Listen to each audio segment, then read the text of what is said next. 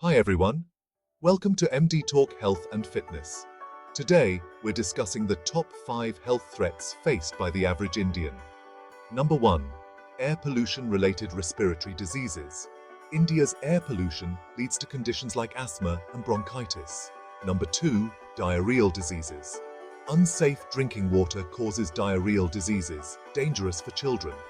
Number 3. Tuberculosis.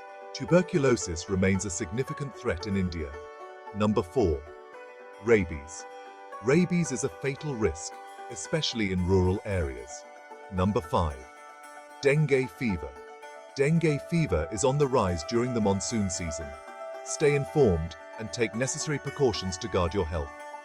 This podcast provides educational information and is not a substitute for professional medical advice.